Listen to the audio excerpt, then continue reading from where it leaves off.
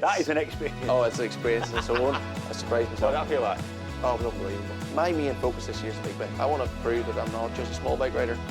We're here for the last episode of this series of Attention Paddock, and we're here to speak to a really personable and interesting, quirky Northern Irish fella called Paul Jordan. You won't believe it, but some of the best bikes in British Superstock 1000 and on the roads are prepared right at the back of this house. You all right with me checking the drum? Oh. This is a bit of a different one for me. A, because I don't know you as well. I've known of you for quite a long time, but I wouldn't have said I've been as friendly with you. I've not been in as close contact with you as I've with, say, Hutchie or Lee or others. And we sat in what is, I'll explain to you later. This is a small but super efficient little Jackson Racing workshop, and I'll explain to everybody how that works in a bit. However, I want with you, if we can, start off at the beginning. I first saw you, I reckon, correct me if I'm wrong, first time you came to the UK, you were in a 125 Honda, Yeah. in 125 British Championship, and going really well. And you'd be about 16, maybe 17? 16, Yeah. Late 16, coming into early 17, like turned 17, 2008, 2008. Yeah. Sort of all came really fast as such, because KRP as in Mark Keane. Well, how did it start before that? Are you from a racing background? No, Are you? My cousin raced in roads, and then my brother bought a 1983 RS 125 off him. Yeah. And we went to Akadu. My dad actually had upgraded his bike to a 1987 one, and we went to this track day at Akadu that was fully legitimate. Akadu is, what a place. Oh, I've raced there once. That is an experience. Oh, it's an experience in its own. So we went there, and my dad, he just says, "Oh, do you want to have a go?" So he let me ride the 1983 one. So I rode it round anyway, and then sort of seemed, I could do a bit. So I went from that, and then my dad went and bought Dennis or Ray McCulloch's bike from 1987 that won, or finished second at the TT. I actually still have that bike at the home. And we bought off a wee man called Bertie Bradford, and went and done like the Irish short circuits, done Clubmans, Nationals. But my second year was obviously National Championship, and the Sunflower event was obviously the biggest event in Ireland. Yeah. And KRP came over, which was obviously a well-known team in British Championship. Yeah. Mark Keane ran. Yeah. And it just sort of all expired from that. I just went from... Did you win you nearly won or did win a Irish Championship, no? Finished second or third the first year, and then obviously went on into like the Nationals. You had the likes of Darren Lindsay, Yeah. Mark Looney, Davy Lemon, Robert Dunlop, William, Michael were all in that class. Yeah. And I finished fifth that year. And then, as I say, then Mark Keane approached me over the winter from Robbie Stewart. Actually put my name forward to him, and just went straight to England in 2008. And But did well. yeah, went really well. Did that surprise you? Oh, massively, because I'd never been to any of the circuits. I'd never rode or been over in England. Yeah. And it was the first time I obviously went to Brands, and I remember Mark saying to me, "Oh, do you want to go for a walk with the track?" I'm like, sure, never worry about it. Sure, we'll see it tomorrow. And I remember a boy called, was it John Vincent? He used to ride 125s. He was an older guy. And I remember coming out of Clearways, first lap, and I drove straight into the side of him. I near put myself in the wall. I was like, all right, need to calm down a bit here. And then I qualified 7th. That was the first ever race. Qualified 7th, and then it snowed.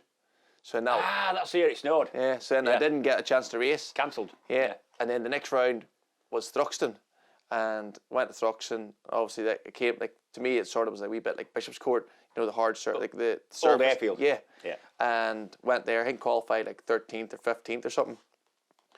Got a real good start, and then I had my first ever experience of a safety car. Me not a notion what I was doing. You'd obviously read the regs properly then. Well, as you know. And Michael Wilcox was behind me. I think, was he behind me? I'm near sure he's behind me. And but I don't know, just by the luck of the draw, I got a good jump off him, and that was my first ever proper British Championship race, and I won it. So like, I surprised myself. What did that feel like? Oh, it was unbelievable. But obviously you want more. Yeah. And then obviously went on. Really, it's a weird thing. Sometimes for some people, the trouble starts after you've got a win, because then you want to win, you expect to win. Your people behind you going, what's happened? Yeah. What? One of the biggest things with my trouble was qualifying in practice. I was too lazy, or I was just never really switched on. And then I would go out in morning warm up and go like 1 Second point. half quickly. And warm up in Mark came and going, "What are you doing?" I'm like, I don't know. Like, you know, just something clicked Sunday that man. morning. Yeah. And then I was saying I went on. I finished third that year in the British Championship. Got a chance in the British Wild Card as well. So I done a lot In a in little one bit of time. year. Like, and just to try and keep that going was hard. Obviously, with everything, you know, financially and all. Like, So where did the roads bit come from? It's a little bit of a weird thing now because in the old days, like going back 25 years, every Northern Irish rider wanted to be a road rider. What Northwest, TT, lots of circuits in Ireland, Tandragee, Cookstown, all them. yeah, So, and a lot of them weren't bothered about short circuits now, and I don't know why. Whether it's because it's just not as attractive to the roads, or whether it's because the roads aren't happening as often. I know there's some circuits have gone, or whether it's the Jonathan Ray effect. A lot of Northern Irish riders now go for short circuits. I think it's more like, well, to me, like when I've been growing up, all I ever went to was road racing. Yeah. You know, I was one of them people who lay in the hedge, looked at the likes of Richard Britton, Darrell Lindsay, Raymond Porter, all like heroes of mine, and always will be heroes.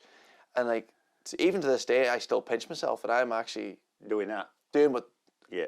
I sat in hedge and never could have dreamt of that I'd be in the situation I am now. So to me, like, roads were always my heart. Like, it was always, you know, I never actually in my life did I ever think I'd be at this position where I am for racing motorbikes. You know, I feel like I'm just living this childhood dream the whole way through. So for me, I'm just every day I'm pinching myself with it, like, and regardless of what I'm riding, British Championship, short circuits, roads, I'm still just loving riding. What you doing? Yeah, it's class. And what was your first road race? Actually, pure roads. I would say, like, I've done the Northwest, but to me that's not really like country It's stuff. Yeah, it's not a TT, is it? don't- It's brilliant. Oh yeah, it's I enjoy it. You know, the thrill of, you know, being in a bunch of lads, close as ever. Mass start and everything. Oh, it's mad. Yeah. But my first ever road race, proper road race, was Cookstown 100, I think, 2012. William Dunlop built me a bike and I rode his 125 at it. And I think, I'll never forget it because I came back. Obviously, I was doing British Championship. And I come back and there was a man, Nigel Moore. And Nigel's a lot older than me, be well in his 50s. And I remember him pulling up beside me at the start line. And I was like, going out and qualifying. I was looking at him going like, you know, outruled him straight away. Remember going down into Gorchin, me chin on tank, pulls up, hits the brakes, he goes by me, full chat. That was it. I just said to myself, you know what? That's so much to learn. Yeah. And I'll never forget, William Dunlop always said to me, you'll never buy experience in road racing. You know, you can go out, have all the talent in the world, like, but the man that's got more experience will be definitely faster around your roads than you, like. And it does show, like, as the years went on, I was always getting faster and faster. You're even doing that now, really? Yeah. First TT 17? Yeah, 17. But you've missed 2 years with COVID. So you probably, what is this going into your fifth or fourth? But my first year, I crashed. I remember I crashed my first year at Glen Helen and spaggled myself into the wall. So I sort of ruled the first year out because I'd already wrote myself off. And then now I'm just starting to build into it. Like, this year alone, I'm really, really excited because I've went off the last 2 years and I've kept building and building. I haven't really hit a wall yet, or I don't feel like I'm riding beyond my limit at all. So I'm now looking forward to going there with a bit of experience, more track time behind me, and a really good team. You're a roofer by trade. Yeah. How does that fit in with what you're doing? It's hard work. Yeah. Yeah, it's really hard work, especially now that, you know, I work for a company as such and they don't really understand what... Northern Irish company? Yeah. So like that's unusual that they don't understand because it's kind of a big thing is the bike racing. Yeah, I think it's more like they don't understand like what happens afterwards, or like, you know, the build up to it, you know, like the training that goes on, like you go out and do a full day's graft and then you're going to the gym in the evenings and then you're coming home and doing that 5 days a week and then you're flying off to England as such to go testing, and then, you know, we were testing, you know, at the start of the year as such, and then as soon as I jumped on the bike, done 4 days testing, straight to the airport, 6 o'clock in the morning you're getting picked up, and then they're looking at you. Oh, they think you're mucking about. Oh, you've been out for a wee jolly. You've been out for a jolly all weekend. Oh, how could you be tired? You're like, oh, not at all, you know. Bike does all the work itself. Yeah. So yeah, that side of it's very hard, like. You've ridden for various teams. What's your quickest lap so far? 126? 128.3 or 128.2. Right. So getting there. Yeah. No, I think, say last year as such, you know, we were on a bike that's proven not to be the most competitive bike around the TT. Yeah. I didn't have a lot of track time as such on the bike. There's a lot of things that was varying into it, but this year, such, you know, we're with Jackson's Honda, you know, it's a proven package year in, year out with the caliber riders that's been on the bike. So, you know, I feel like this is the chance. Like, Do you feel you're a big bike rider around there yet? Because your podium was mini twins, Yeah. or super twins, Yeah. whatever. You know, I don't know what it's lightweight now, is it? yeah, lightweight, yeah. So anyway, the twins, which are kind of low powered things. But you know, you have to ride them harder, and you have to ride them because you have to keep the momentum going. Because you're punished more if you don't ride them right. So like, if I can bring that into riding a big bike, like, I don't feel like I'm going to be a million miles away. Obviously, you know, you've got, to me, there's two stages in the TT at the minute. For me, at the minute, Jamie Card's the next goal. From Jamie Card, then you've Dean, you've Davey, Connor, Michael, Hickman. I think they're just in that next step, like above Jamie, where, you know, I have to be realistic. I'm not going to the TT to say to myself, right, you're going to beat Hickman this year, because you know, you're only going to come home disappointed. Yeah. So you have to be realistic and have myself some proper goals. Like, in my goal at the minute is, you know, Jamie Card's the next step where he is. Obviously, his next step now is to the next boys, but I want to be at his level. Like, we've sat in front of what is a lovely looking thing, and this, like I explained to people when I first sat down, it's I've known the Jacksons for quite a long time, and they're both ex-racers, both ex-roadsmen, right in the middle of Lancashire. In fact, it's about as Lancashire as you get this. And this is a bungalow in a suburban street, and everything's trimmed, and there's flowers and nicely put together gardens, and very polite people when they wave coming past. But really, there's quite a successful, at the back of one of these houses, there's quite a successful workshop. They're building bikes for Stock Thou, for Super Sport, in British Championship, and it all comes out of here. And it's quite a weird setup, isn't it? When I first met Alan as such, I came here, I was, you know, because of how well he's known, and like the standard of bikes he puts out, teams, I was coming here to see a warehouse. I've done the same. You know, and I walked in and I was like, holy moly, you know, this is it, like. Yeah. But you can tell it works. Clean, and he's got everything he needs, and he knows what he's doing, which is the main thing. However, when you see the setup at the meetings and how successful the bikes have been over the years, you expect to see some, you know, industrial park set up with a big sign outside. It's just weird. Yeah, it is. That was when I first came in, but it's nice because it makes it feel more family, doesn't it? Yeah, well, certainly when we got here, I'm sat on a, what is it? It's a 5-gun drum of, I think it's greenwash. I don't know what I was doing with it. And I'm sitting on the kids' motocross bike. Yeah, on the motocross bike stand. But it kind of feels right, that. Yeah, no. I think that's what's, you know, with the testing we've done, I've felt that in it. You know, he's always reassuring you're okay, which, you know, he doesn't have to. You know, I'm here to do a job for him. But it's nice that, you know, they're always looking after you, and, you know, they want it right, for me, as much as they want it right for themselves. Because, you know... Well, that's what I'm going to say next. It's not... The roads are a little bit different to the short circuits. Short circuits, you could really well get not a brilliant rider on a good bike, because they pay. They bring 100 grand and they get a winning bike. Whether they can win on it is up to them, and generally they can't. Of course, But actually on roads, it's a little bit different.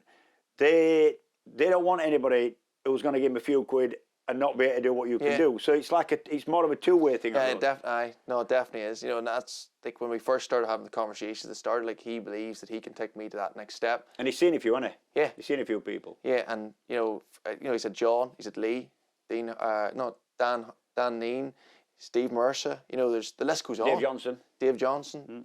You know, and you know, if I can get to that level, jibbers, I'll bite his arm off. Any pressure? Because it don't look like there is. None. I think that's the good thing of it. Like, you know, it's, let's go and have fun. Like, you know, he always says to me, a happy rider's a fast rider. You know, when you put pressure on it, happiness goes away, doesn't it? But he's they're ex-riders anyway, the pair of them. They understand, you know, the emotions that's going through and everything, you know, and he knows I want it as much as what they want it. So he doesn't need to keep now, I don't have to say that. battering into you, does he? So where do you think you can go with this? You're still young. It's 30 now. 32. Which actually isn't, when you look at how old even Peter Hickman, but when you look at somebody like John McGuinness, you can do this job for even Hutch's. Yeah, Hutch's 42. 40 odd, I think. It's nice in his 40s. So you've probably got 10 or 12 years left if you want it. Yeah, I definitely want it. Like, And where do you think? I think this year is going to be a real. Like, to me, this is the year. My main focus this year is the big bike. I want to prove that I'm not just a small bike rider. Because that's how I saw it, Yeah. and that's how people see it. You know, we were at Macau there in November, and I went there on a bike that I'd never rode before, and I didn't do a bad job. Went faster around there than I ever had, and hadn't rode a bike from. What do you think to that place? Unbelievable. You know, it's just the whole build up to it, Yeah. the whole atmosphere of how everybody just treats the event is class. You know, Yeah. it's just. How do you get on with them car races? Well, to be fair, you don't see much of them, do you? Like, No, you do. You know, they sort of look at us as like the black sheep. Yeah, of course they do. You Yeah. know, and we just get to go out and enjoy ourselves. And Yeah, I've got to say we have more fun. exactly. Yeah. You know, we know how to let the hair down. Yeah. But yeah, you know, I went there this year on that big bike with the expectation just go and have fun. Yeah. And I went with a great team. Penn's 13 boys were incredible from start to finish. Well, they're roadsmen out there, predominantly. But the crack was unbelievable. Like, they were mighty, and the bike was phenomenal from start to finish. And we done it. I went faster around there than I've ever had, and a bike I've never rode before. Yeah. No testing, no nothing. I hadn't rode a bike from July to November, so I was going in there in the unknown, and we went better. So I've sort of came to the same approach here with Alan. Just come in and enjoy it, and just forget everything I learned before, and just let's start again. Like, Yeah. you know, that's how I'm approaching this year. So, big bike wise, what more have you got to think about than, say, I mean, you look at the sort of lightweight, that's a very different bike. You're dead right in that if you make a mistake in a corner and you come out of there 5 miles an hour slower, you ain't getting it back. No. For 3 miles. So in a way, it's more important. But these things are, and in fact, that's the 23 bike. Yeah. 24 bikes are what are around. yeah. In fact, that's my gonna be bike your. there, yeah. It gets me that somebody's so keen they put your sticker on it, even though this thing's only Aye. painted. So that's going to be. But I like it sat here with you on it. But you've got a lot more to think about with a big bike. Lots more power, lots more corners. You're going to be getting to places Twice as fast. Yeah, to be fair, like when we first jumped on that at Snetterton, the first initial feeling was, this is slow, which is a good thing. Yeah. You know, because the bike I rode before, it felt just aggressive or something. Just didn't feel like I wanted to be rid how I wanted to ride it. Where I jumped on that there and straight away I felt comfortable. Yeah. And if I can take that, like what we started at when we went testing, that's how that bike is how I'll ride it at the TT. Yeah. Regardless of what circuit I go to, I want to ride the bike I am riding. So the wheelbase, everything is identical. So as soon as I get the TT and go down Glen Country Road, I've rode that bike. Yeah. I'm not turning the thing. You see, yeah, but you're never going to be. Yeah, you're going to be more familiar with the bike that you have ridden before, wherever you've ridden. Yeah. But it's going to be a different kettle of fish. The Alaman's a different place yeah. in terms of setup. But actually, you want someone that's going to just keep going. You can pour petrol in it, put tyres in it, and do laps. Yeah. Weather permitting. Yeah, that's the plan, you know, and just to get faster, like, but like not force it. I don't want to go out and say, I don't have a number in my head that I'm saying, oh, I'm going out there to do 133 mile an hour, because I want to be realistic. You know, You've got to be looking at under 30 though. Yeah, well, You've got to be doing. yeah, well, that, you know, aye, Yeah. you know, that's you know, there's a plan in my head where I want to do it, and once I achieve that, and I'll be happy. But Where you're setting off number one on the 600. 600 in the lightweight, we're going off number one. And then Any issues with that? Some No. people don't like it. No, it's one of them. It's, you know, as I said, you know, it's a childhood dream of mine to even be doing what I'm doing. To be starting the most famous, unique road race in the whole wide world. First. Number one. The race doesn't start without me. You definitely got to get on telly. Yeah, that's it. You know, there's a lot of perks, and obviously there's going to be a bit of pressure with it. But to me, how I'm approaching it is, last year I went 3, Dean was 2. I never seen Dean, so I might as well have been 1. Yeah. You know, and they talk about this road, cleaning the road. Well, there only was 2 bikes in front of me prior to that, Yeah, so they haven't cleared that much, you know. Yeah. So it is what it is. I'm just going. I mean, sometimes with when you're in practice and you're down the road first, then you do get a little bit more in terms of wildlife coming at you, dust, leaves on the road, whatever. But actually, race day, there's people been through, there's marshals been through, there's cars been through. Well, even saying like the wildlife, there was us 2 years ago, going down Solby Street. You know, it was mid pack and got a bird to the feet. Yeah. So it's, you know, it's It can happen anyway. No, it's wildlife, isn't it? Yeah. Where are you going off on the big bike? 24 in the big bike. Right. So this year apparently they've just went off lap times. Yeah. But it's only a number in it. It is. You know, It is. The only downside I think of it is like practice week. I don't get to go with the faster boys. Yeah. But hoping that if we show a bit of potential during practice week, that they'll. Well, that's the point. If you're in a position where you're, I'll use the sort of phrase advisedly, but up and comer, Yeah. you're likely to be getting quicker, especially on the big bike, than you ever have before. So you'd be looking at pushing into them sort of 129s, 130s, which means you're gonna have traffic. Yeah, that's it. And I don't think it's being unrealistic. Where in myself, I think I'm going to be, you know, if we can push on, I'm going to push on. Like, You're getting nervous already. What are we? We are weeks away now. In fact, I've done quite a few of these, and sometimes it feels like you're a long way away. It feels like anything can happen. Nobody's nervous yet. Nobody's got a bike built. Nobody's been to Spain testing. Now, all that's done. You've ridden your bike. You've seen the colour scheme. Your bike you're going to ride is sat here with your name on it. Are you starting to... It feels like it's real now. It feels like we're not far away, doesn't it? yes. You know, even like when we were going testing and when I was flying from Ireland over to England, and you're past Isle of Man. Yeah. The heebie-jeebies just come down through your spine, like, and it's a weird place, isn't it? It's mad. Yeah. But nobody understands. Like, people that go and visit and watch the race, and you know, yes, they get excited. It's a different sort of excitement for us. Like, but you don't get it until, like you say, I've sat on a lot of grids, World Championship grids, Super Sport, World Championship, GP 500s as was then, British Championship, and the Isle of Man, and I've done the Ulster and the Northwest years ago. But it's a different nerves. You're sat on Donington, 500 Grand Prix. I've sat on a grid. Fair enough, I wasn't near the front. yeah, Somewhere mid-pack. And you're nervous. But you're nervous because you don't want to fail. You don't want to be slow, and you don't want to let you or your team down. Actually, the Isle of Man, you've got all that, but actually you've got this added thing where you think, mate, I've got to flipping do my... There's a bit of pressure on for me to do my job. yeah, no, there is. And because obviously you have the self-doubt is something can go wrong. You know, you know, you're only human if you don't think about it. Yeah. You know, and it's mad. Like, I'm not so bad during practice because it's sort of, you know, I can go out and enjoy myself, have fun, and I wish I could take that into the race. I don't know whether you do wish that. I don't know whether you need the... It makes you feel alive. That side of it makes you feel alive. Like, you wake up in the morning and you're trembling. Like, you know, it's about to start running down your leg, and you know the heart's racing, and you're trying to rush food in you before you. Do you get that feeling of why am I doing this, or is it always that I know why I'm doing it? No, I love it. Yeah, there you go. You know, the nerves I get before it's horrendous. Like, I do get really nervous. I did. You know, really, really. Like, I go around around the Lees motorhome. He tells me get away. He's like, oh, you're making me feel nervous. But it's like, you like to be around the people that you want to be around at that time. Who aren't going to say anything stupid or ask you to do anything, because you can't think about anything else and what. And then once you go up on the road and you've got the likes of Chris Kinley and all kind of talk, I struggle to talk. Like, I'm like, bottom lips trembling. Like, oh. Most people do. Yeah. But it's... Most people do. But if you didn't... There'd be something wrong. It has to be. Absolutely. Because like what you're about to do is not wise. It's a unique thing. Yeah, it's insane. Like, yeah. You know, and like no matter where you go in the world, you will always try it. You'll always find someone with Isle of Man TT t-shirt on. Get this in, right? I'm on holiday with my family. This is going back 20 odd years. My kid was a toddler. I'm in Turkey. We're in some beach hotel. It's too hot. I'm fed up. I'm one of these 2 days on a beach. I'm done. I've read all my reading material and I'm looking for something to do. So normally I'll go and get an hire car. Walked across the street of the hotel. There's a little shack about as big as this. Really scruffy little place. And he's got a few quads and bikes outside.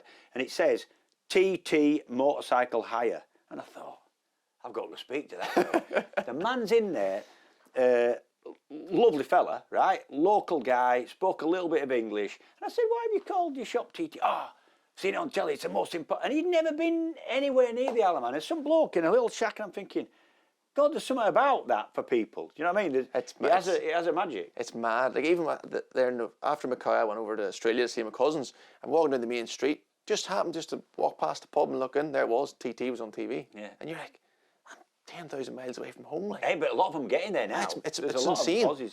And Americans, it's went off the charts. Like. Yeah. This guy's good, that road. Like. Right, here we go. Your bike sat here.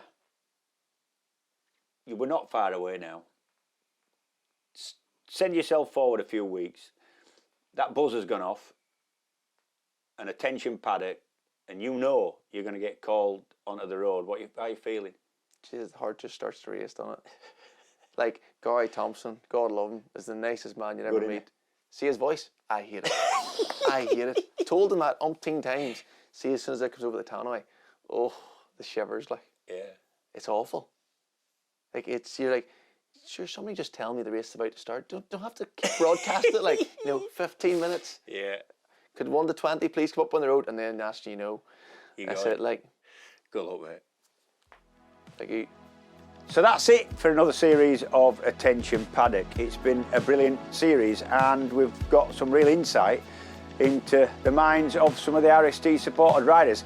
And where I am now looks like a bit of a jumble sale, but literally in 3 weeks these bikes are going to be going down the road at the TT. So thanks for watching. RST will be over at the TT like they always are, so will I. See you there.